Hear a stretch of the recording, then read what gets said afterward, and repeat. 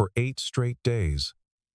The most celebrated team of luxury automotive specialists in the city burned through more than $500,000 trying to resurrect a $1 million Bugatti that had gone completely, inexplicably silent.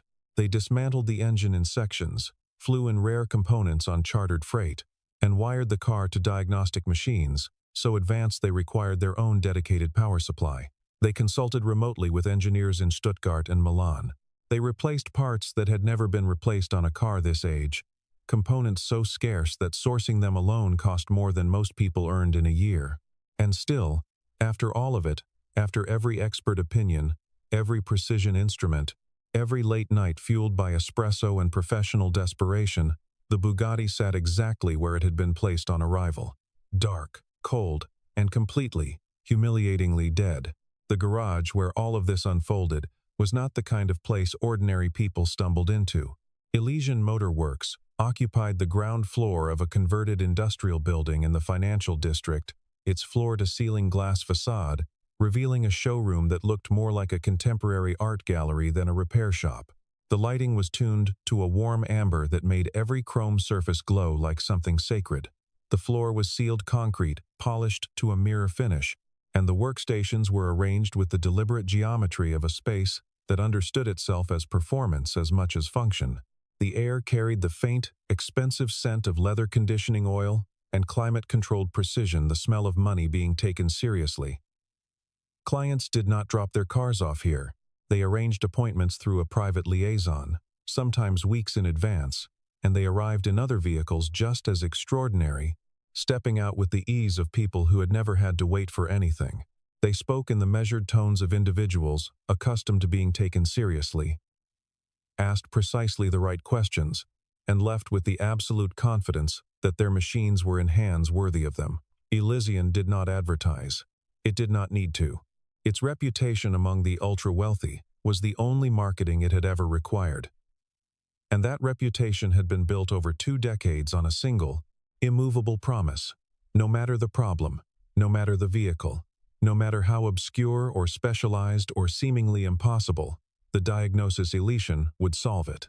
That promise was not printed anywhere. It did not need to be. Everyone who walked through those glass doors already knew it, and everyone who worked inside them understood that the promise was the whole of their professional identity, and that the day it failed would be the day Elysian ceased to be what it was.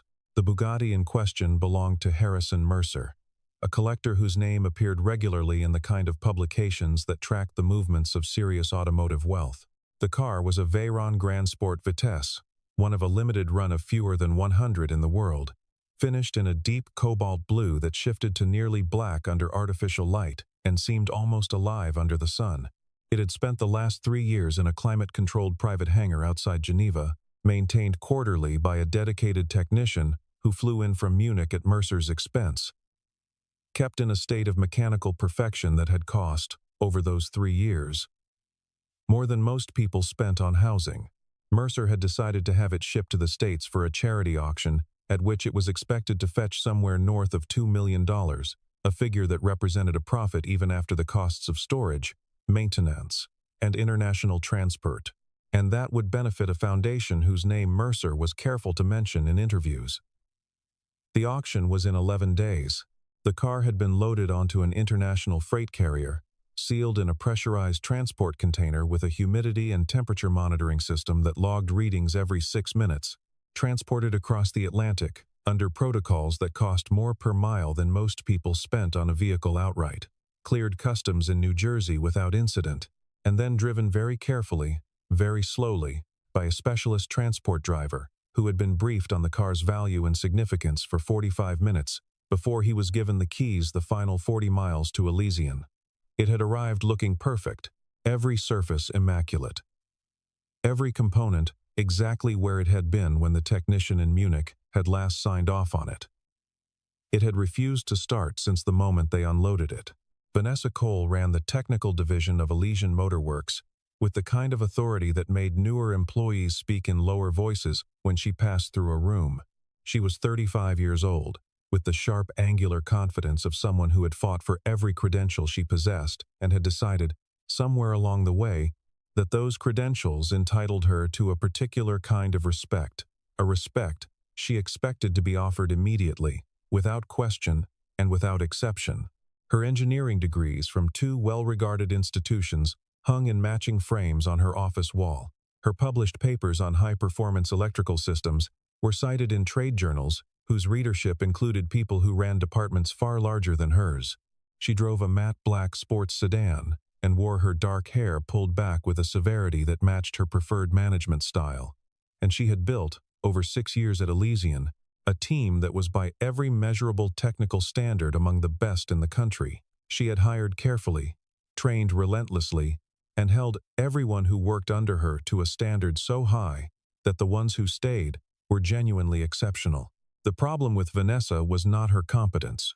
The problem with Vanessa was that she had, at some point in her career, made a decision, quiet, private, probably never consciously articulated, that competence and character were the same thing, that being technically right was equivalent to being right in all the ways that mattered.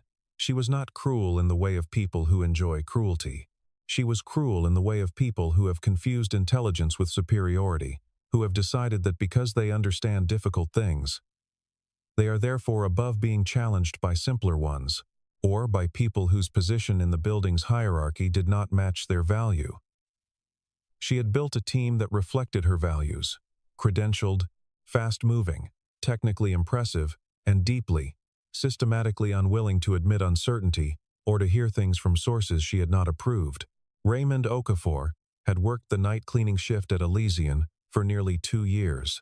He was 40 years old, broad-shouldered, with hands that showed the evidence of decades of physical labor-calloused palms, the kind of grip that tightened on things instinctively, as though every object he touched deserved to be held properly. He wore the same gray uniform every night, its fabric laundered to a faded softness, and he kept his tools mop, bucket, the small cart with its cleaning supplies arranged with a precision that was entirely his own, with a neatness that no one at Elysian seemed to notice or remark upon. He arrived each evening at 9, worked through until 4 in the morning, and was usually gone by the time the day shift technicians began filtering in, their coffees in hand and their conversations already technical before they had reached their workstations. He did not talk much. He did not invite conversation or extend it when it was offered.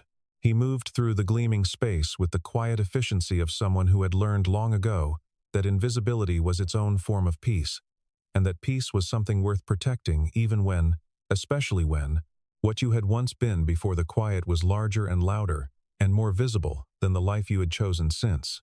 What people did not notice about Raymond, because they did not look at him long enough to notice anything, was that he never simply walked past a vehicle without looking at it. Not a casual glance, a real look, the kind of sustained, focused attention that mechanics give to things they are trying to understand, that engineers give to problems they have not yet solved. He would pause beside an engine bay left open by the day team and study what was exposed with the unhurried patience of someone reading a language he knew fluently. He read the technical annotations left on whiteboards, equations, system diagrams, fault trees with the same quiet focus he brought to everything else. When a new vehicle arrived in the shop, he would circle it once on his first pass with the mop, close enough to observe without appearing to, and then carry whatever he had seen with him for the rest of the shift. He had been doing this since his first week at Elysian, and in 2 years, not a single person who worked there had asked him why. On the 3rd day of the Bugatti crisis, Vanessa had caught Raymond mopping within 15 feet of where the car was roped off. She had stopped mid-sentence in a conversation with her lead technician, turned, and addressed Raymond the way one might address a piece of furniture that had inconveniently moved itself. "This area is restricted," she said, which I believe was explained to all cleaning staff. Raymond had looked at her. He had not apologized. He had simply redirected his mop, slowly, without expression, back toward the far end of the garage floor. Vanessa had watched him go with an expression of mild distaste, then turned back to her conversation as though the interruption had already been forgotten. A young technician named Caleb, 26 years old and 3 months into his position at Elysian, had watched the exchange, and felt the specific discomfort of someone who has witnessed something small but wrong and knows they are too junior to say anything about it. The Bugatti was, by every measurable standard, a corpse in carbon fiber and titanium. Vanessa had catalogued its failures with the thoroughness of someone building a legal defense. The primary electrical system was non-responsive. The ECU, the engine control unit, the electronic brain that governed every function of the car, showed no signal whatsoever when connected to diagnostic tools. The ignition produced nothing, no cranking, no flickering, not even the faint click of a relay attempting to engage. The battery, which had been replaced on day 2 at considerable expense, registered full charge and delivered it nowhere. A specialist from a Bugatti dealer in Florida had joined them via video conference on day 4, reviewed the data, and concluded with confident authority that the ECU itself had been damaged, possibly by a voltage irregularity during transport, and would need to be replaced, a part that would need to be sourced from the manufacturer directly, that would take a minimum of 3 weeks, and that would arrive with a price tag steep enough to make even Harrison Mercer's assistant pause before confirming the order. Vanessa had nodded through the entire consultation, asked 3 precise technical follow-up questions that demonstrated she had understood everything, and then authorized the search for a replacement ECU, while simultaneously ordering the team to continue investigating. Because she was not yet willing to tell her client that an 11-day deadline was impossible, the garage had been quietly sectioned off around the Bugatti.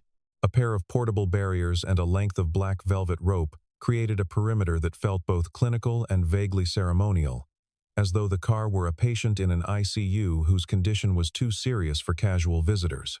Inside the perimeter, Vanessa's team worked in overlapping shifts, logging everything, photographing every component, running the same tests in slightly different sequences, in hope that some variation in approach might yield a different result. Outside the perimeter, the rest of Elysian's work continued: other vehicles, other clients, other problems, but with a subdued undercurrent of tension that everyone felt and no one discussed directly. The garage had never failed to fix a car. That record felt, suddenly, like something fragile. Harrison Mercer called twice on day 5. His assistant called 4 times. A journalist from an automotive trade publication left a message asking whether Elysian wanted to comment on reports that they were struggling with a high-profile repair. Vanessa did not return any of these calls personally. She had her assistant send brief, professionally worded updates that said everything was progressing without specifying what progress meant. But behind the measured language, Vanessa was beginning to feel something she had not felt in a very long time. The specific, nauseating vertigo of not knowing what was wrong. On the evening of day 6, Raymond was working along the far wall when one of the technicians, not Caleb, a different one, an older man named Patterson, who had been at Elysian for 9 years, restarted the diagnostic sequence for what felt like the 32nd time that week. The equipment powered on, the probes connected to the car's data ports, and the machinery went through its cycle. There was a sound. It was small.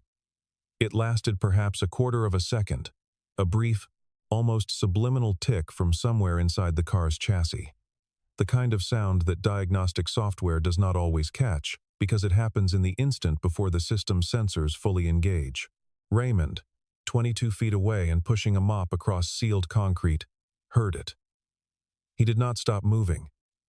He did not say anything, but his eyes went to the car and stayed there for a long moment. And behind them something shifted, the slow, internal movement of a very old understanding beginning to wake up. By the afternoon of day 8, the Bugatti remained silent, and Vanessa had reached the end of the possibilities she was willing to publicly consider. The replacement ECU had been located but would not arrive for another 18 days, which destroyed the auction timeline entirely. Every component that could reasonably be inspected had been inspected. Every theory that could be articulated within the boundaries of the team's considerable combined expertise had been articulated and tested and found wanting.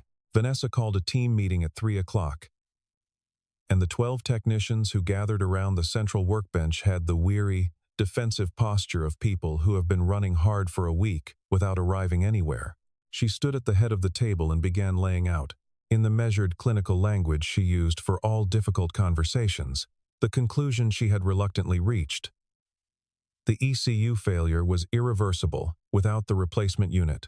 Transport damage was the most likely cause, and the garage's contractual liability was limited by the circumstances of international shipping. She was composing, in real time, the framework of a professional retreat. It was Caleb who first suggested, carefully, that perhaps there were simpler diagnostic paths that had not been fully explored. Standard electrical checks, the kind of foundational troubleshooting that technicians sometimes skipped when working on vehicles as complex and prestigious as this one, because the complexity itself made simple solutions feel implausible. Vanessa had looked at him the way she looked at suggestions she had already considered and dismissed. "We are not troubleshooting a mid-range sedan," she said. "The diagnostic approach has been appropriate to the vehicle." Caleb had nodded and gone quiet. Raymond had been there. He was not supposed to be. His shift did not begin for another 5 hours, but he had come in early to retrieve a jacket he had left in the break room 2 evenings prior, a simple errand that should have taken 3 minutes. But something about the particular quality of the silence drifting through the corridor from the main garage floor had made him slow, and then stop, and the voices he heard through the partially open doorway were the voices of people at the edge of something, carrying the specific tension of a problem that has outlasted every solution offered for it. He had stood in the corridor for a moment, and then, because something in him that had been patient for a very long time was quietly done being patient, he had stepped inside the doorway and listened. When Vanessa finished her summary, and the room was quiet in the particular way of people who disagree but do not intend to say so, Raymond said, from the doorway, in his usual quiet voice, "Has anyone checked the secondary relay circuit?" The room did not react immediately. There was a beat, 2 beats of the kind of silence that follows a statement no one was expecting from a source no one was paying attention to. Then Vanessa turned, and recognition crossed her face, followed immediately by something much colder. "I'm sorry?" The words were not an invitation to repeat himself. They were a warning. Raymond kept his eyes on her, steady and unhurried. "The secondary relay," he said. "The auxiliary protection relay. It's a small unit, usually mounted near the firewall junction. On some models, it acts as a failsafe for the ECU lockout. If it gets knocked out of position during shipping, say, it can cut all signals without triggering any error codes that the primary diagnostic would flag." The room was very quiet. Someone at the back cleared their throat softly. Vanessa's expression completed its journey to somewhere recognizable. Contempt. Bright and clean, and entirely certain of itself. "The cleaning staff," she said, and the pause before the next words was calculated, "should focus on what they were hired to do." 1 or 2 people in the room made small sounds that were not quite laughter but were close enough to function as it. Raymond looked at her for another moment. Then he left. Caleb found him in the break room 20 minutes later. Raymond was sitting at the small table with a paper cup of coffee, not doing anything in particular, just being still in the way of someone who has made peace with a great deal of patience. The room was small and functional: a microwave, a refrigerator with a handwritten sign on it, a corkboard with shift schedules, and a few forgotten birthday cards that no one had taken down.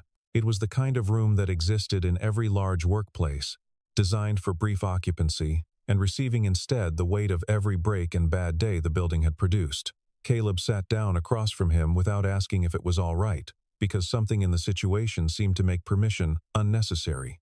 "How do you know about relay circuits on a Bugatti Veyron?" he asked. Raymond looked at the coffee cup. "How do you know I know?" Caleb thought about that for a moment. "Because you weren't guessing," he said. "You said it like you'd seen it before, like you'd fixed it before." Raymond was quiet for a long moment. The kind of quiet that is not evasion but consideration. Then he said, "I used to work on performance engines." "Before." Caleb waited. The word "before" was carrying weight, and he could feel it the way certain single words contain entire rooms of information that the speaker has decided not to open. "I was an engineer," Raymond said. "High-performance electrical systems. I did track testing for about 6 years, race environments, prototype development, the kind of work where the car failing means someone gets hurt, So you learn to be thorough in ways that classroom training doesn't teach you. Then I transitioned into design consulting. I worked with a European manufacturer on the development of their ECU protection protocols, the exact systems that govern how an engine control unit handles fault states and transport lockouts. He paused, including the relay configurations. He said all of this, the way he said everything, without emphasis, without drama, as though the information were simply being transferred from one place to another and the distance it had traveled was no one's concern but his own. "What happened?" Caleb asked. Raymond turned the paper cup slowly in his hands. "My wife was in an accident," he said. "She didn't survive it. I couldn't go back to the work after that. Too much of it was hers, the life, the travel, the cars. We had built that world together, and without her it didn't look like anything I recognized. I needed quiet for a while." He set the cup down. A while turned into longer than I expected. Caleb sat with that. There was nothing to say that would be proportionate to it. Outside the break room, through the thin wall, they could hear the intermittent sounds of the garage tools being set down, voices conferring, the roll of a cart across sealed concrete, and underneath it all, the silence of the Bugatti, which was still saying nothing to the people who were still trying to make it speak. In Raymond's locker, behind his spare uniform and underneath the worn paperback engineering manual, he had been slowly rereading for the third time since starting this job. There was a photograph. It was old, printed on paper rather than displayed on a screen, the edges slightly worn from having been handled, and then not handled, from having been looked at regularly for a long time, and then placed somewhere that was not quite out of reach and not quite within it.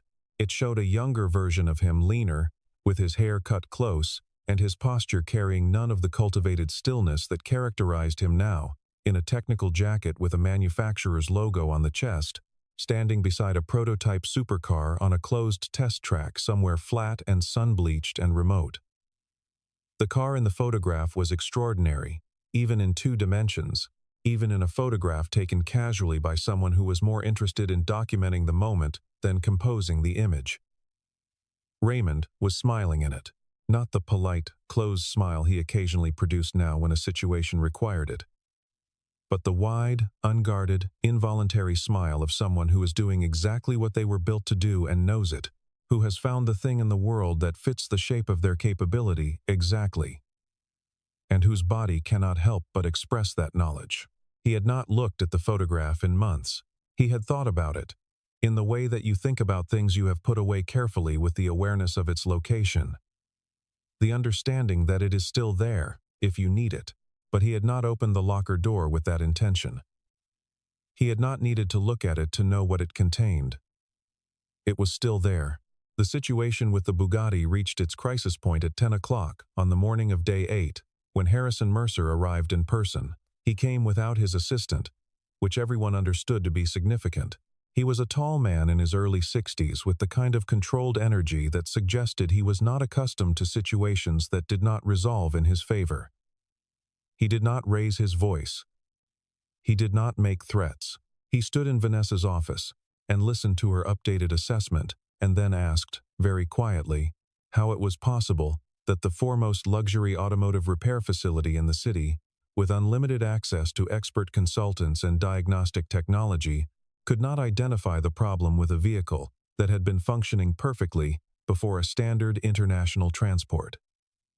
Vanessa explained thoroughly, precisely, with every credential she possessed, deployed in support of the explanation, and Mercer listened. And when she was finished, he said, "Find a solution by tomorrow morning, or I will need to involve my legal team regarding the breach of the service agreement." He left. Vanessa stood in her office for a long time afterward, looking at nothing in particular, and then walked out to the garage floor, where the Bugatti waited in its roped-off silence, indifferent and perfect and entirely maddening still. It was the garage's owner, a quiet, pragmatic man named Gerald Shea, who had built Elysian over 22 years, and who trusted Vanessa's judgment in almost everything, who found Raymond that afternoon and asked him, straightforwardly, and without apology for the abruptness of it, what he had meant about the relay circuit. Raymond told him, in precise technical language, exactly what he meant. Shay listened carefully, asked 2 follow-up questions, and then said, "Show me." Vanessa was standing 10 feet away when Shay called her over and explained that Raymond was going to spend 5 minutes with the car. Her reaction was swift and unequivocal. It was out of the question. It was inappropriate.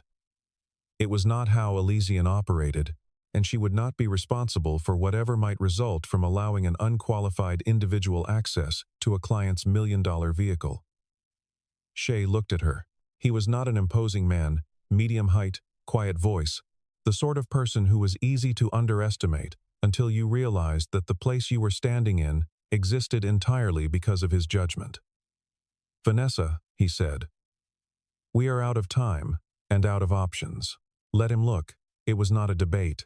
The garage went still in the particular way that large spaces sometimes do when something is about to happen that everyone senses but cannot name.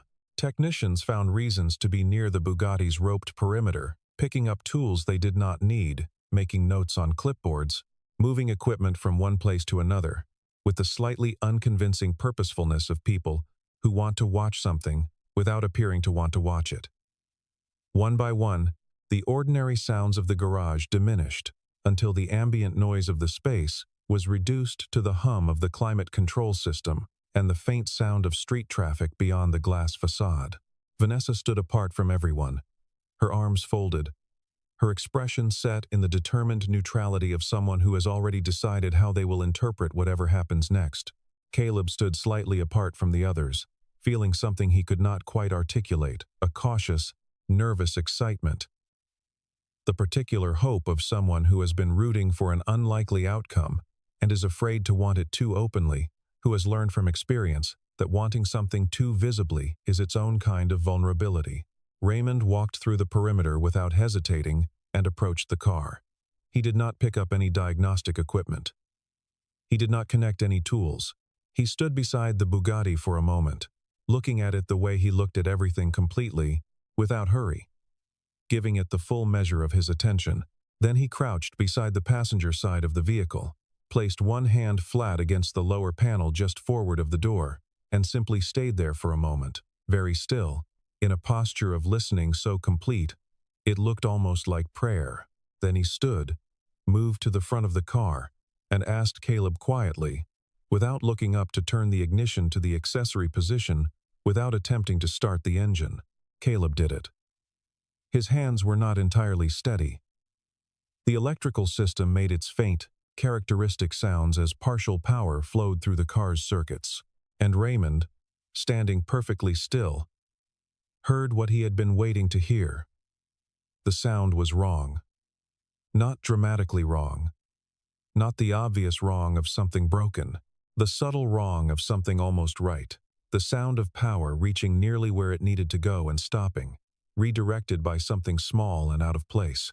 He knew exactly where to look. He moved to the firewall area, asked for a flashlight. Caleb produced one immediately and directed the beam into the junction space where the auxiliary relay assembly was mounted.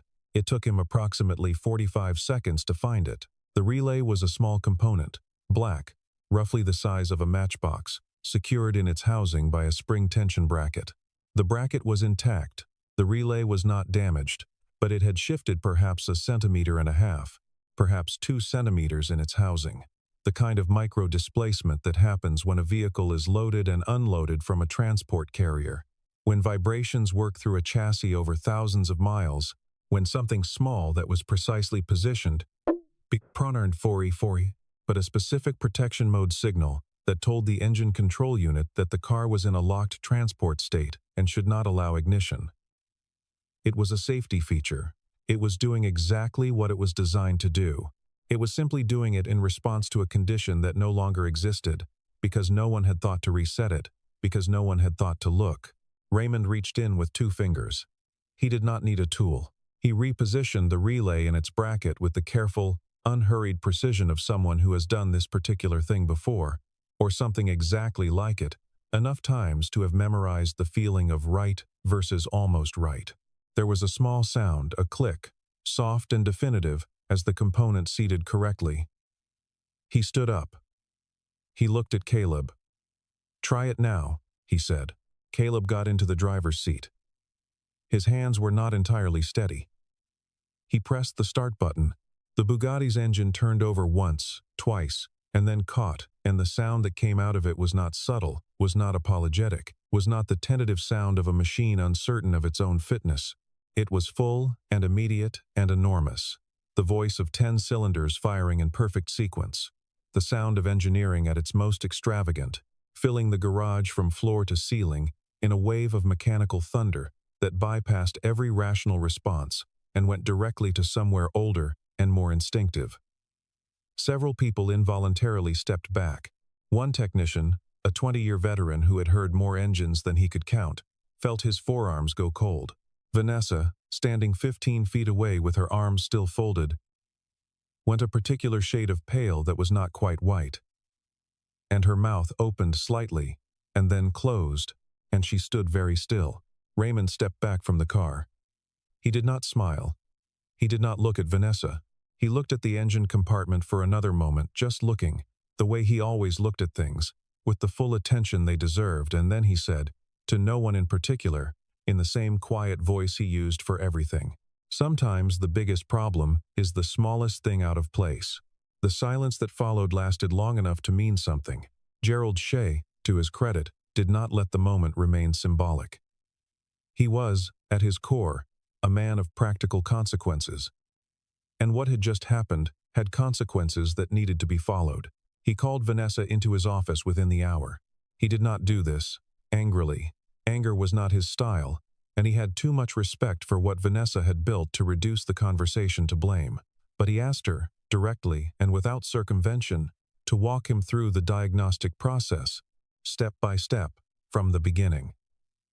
And as she did, the architecture of the problem became visible in a way that was uncomfortable for everyone who understood it. The secondary relay check, the kind of foundational physical inspection that any entry-level automotive technician learned in the first year of training, had not been performed. Not on day 1, not on day 2. Not at any point in 8 days of increasingly complex and expensive investigation. The reason it had not been performed was straightforward. Vanessa had assessed the vehicle's symptoms and categorized them immediately as a sophisticated electronic failure. And from that categorization, the entire investigative process had flowed. The diagnostic tools they had used, the consultants they had engaged, the components they had replaced, all of it was premised on a conclusion reached before the simplest physical checks had been made. The complexity of the vehicle had made simple solutions feel unworthy of consideration. And Vanessa's authority had made the team unwilling to suggest otherwise. Patterson, the senior technician, confirmed this privately and with evident discomfort. He had thought about the relay check on day 3. He told Shea quietly, but had not raised it because raising basic-level suggestions in front of Vanessa carried a specific professional cost he had not been willing to pay. Caleb had not known enough to know what to suggest, only that something felt off about the approach. 2 other technicians, when Shea spoke to them separately, described variations of the same dynamic. A team that knew things they were not saying because the person who needed to hear them made saying them feel dangerous. Vanessa's defense, when she made it, was honest in its way. No one could have predicted that the problem was something that simple, she said. She said it quietly, without the edge her voice usually carried. And in that quietness, there was something that might, in another context, have been the beginning of a different kind of understanding. But Raymond was standing near the door when she said it, and he said, still quiet, still unhurried, still the same voice that had offered the suggestion she dismissed the day before. You don't predict it. You look for it. You start at the beginning, and you work your way out. Every time, whether it's a Bugatti or a pickup truck. Vanessa looked at him. The look lasted several seconds. Neither of them said anything more. The investigation into Raymond's background, such as it was, took Gerald Shea about 40 minutes with a laptop and access to public records and industry databases. What he found was not hidden, it was simply information that existed in places no one at Elysian had thought to look, because no one had thought it relevant. Raymond Okafor had spent 11 years as a performance electrical systems engineer, the last 4 of which had been in a senior design, consulting capacity with a European automotive group, whose name, when Shay read it, made him sit back in his chair with a specific expression. The group was responsible for the electrical architecture of several high-performance vehicles, including the protective circuit design for a generation of ECU systems, systems whose protection protocols Raymond had helped design, and whose failure modes he therefore understood at a level that most practicing engineers never reached. He had left the industry 7 years ago. The public record of his departure noted only that it was voluntary. The reason was not documented anywhere official, though Caleb had already told Shay enough, in the careful, respectful language of someone conveying a private grief, that Shay understood what the record did not say. When Shay showed Raymond what he'd found, Raymond looked at the screen for a moment and then away. "That was a long time ago," he said. Shay said, "It was 7 years ago." Raymond didn't respond to that. Shay said, "I'd like to offer you an advisory position. You don't have to be on the floor every day. You don't have to be here at all if you'd prefer. But your expertise is," he searched for the word significantly more than what we're currently using it for. Raymond was quiet for a long time. The garage sounds moved through the walls, the steady, ordinary sounds of work being done. "I'll think about it," he finally said. Shay nodded. He had not expected more than that. What Raymond agreed to, in the end, was not the advisory position as it had been initially framed. He had no interest in titles. He had no interest in an office or a nameplate, or the kind of visible authority that came with institutional rank. He had lived inside that world once and understood its seductions, and he also understood what it cost, not the obvious costs, not the hours and the pressure, but the subtler cost of becoming someone who measures their own worth by whether other people can see it. What he agreed to was to work 2 evenings a week with the 4 youngest technicians on Alicia's staff, including Caleb, in informal sessions that were held in the break room or on the garage floor after hours, with no schedule and no agenda beyond the thing itself. Understanding. They were not trainings in any official sense. There was no curriculum, no certification, no record kept, but they were, in practice, the most intensive technical education any of those 4 people had ever received. He talked about systems, thinking about the way a complex machine was not a collection of complicated parts, but a single organism with its own logic, and how understanding that logic required beginning at the beginning every time, without exception, without assuming that yesterday's diagnosis applied to today's problem. He talked about the discipline of starting simple. He talked about the specific arrogance of letting the prestige of a problem determine the starting point of an investigation, how the more expensive the vehicle, the more its complexity became an excuse not to look at the obvious. He talked about listening, in all the forms that listening took. To sounds, to data, to the people in the room around you who might have noticed something worth hearing, regardless of their position on the organizational chart. He demonstrated, on vehicles that were in various stages of diagnosis, the kinds of foundational checks that sophisticated diagnostic culture caused people to skip, the things that were so basic they had become invisible, the physical inspections, the simple electrical verifications, the patient act of putting your hand on a machine and asking, before anything else, what it was actually telling you. The 4 technicians came to these sessions early and stayed late. And they brought notepads, and they asked questions that they had never felt safe asking in the formal structure of Elysian's technical hierarchy, and Raymond answered them all with the same unhurried patience, the same complete attention, the same voice that had once told Vanessa about the relay circuit and been laughed out of the room, and was now shaping the next generation of the best garage in the city. Her suspension came formally from Shay 2 days after the Bugatti was started. It was indefinite rather than temporary, which was a distinction that everyone who heard about it understood immediately. The customers who knew her name were informed that the service team was undergoing restructuring. The journalist who had called about the Bugatti found, when he followed up, that Elysian was not commenting in detail, except to confirm that the vehicle had been successfully repaired and returned to its owner ahead of schedule. Harrison Mercer, told of the resolution by his assistant, sent a brief written acknowledgement of the outcome and a check for the full original service estimate minus. He noted with the kind of precision that people of his wealth applied to such things, the cost of the unnecessary component replacements, which he had reviewed with his own technical advisor and identified as superfluous. Shay accepted the adjustment without argument. On a quiet Thursday evening, nearly 3 weeks after the Bugatti had first arrived, Raymond was in the main garage running his mop along the eastern wall, the same route, the same motions, the same quiet efficiency of a person who does a thing properly because they believe things deserve to be done properly, when Caleb came in from the side entrance and found him there. Caleb had been working late on a diagnostic calibration and had stopped to get his jacket. He almost kept walking. Then he turned back. "Can I ask you something?" he said. Raymond stopped the mop. "Why didn't you tell anyone who you were?" Caleb asked. "From the beginning, I mean. You could have said something. People would have listened to you differently."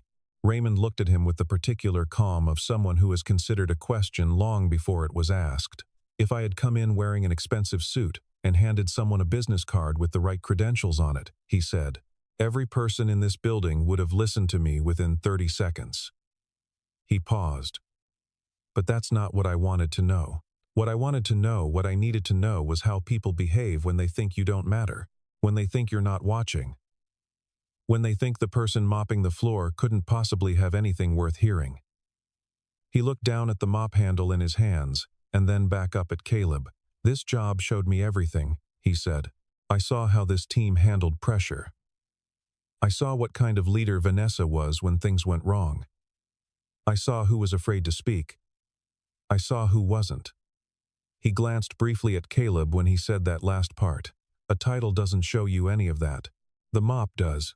Caleb stood in the doorway for a long moment after that, with his jacket over his arm, and the specific feeling of someone who has just been given something important and is still working out its full weight.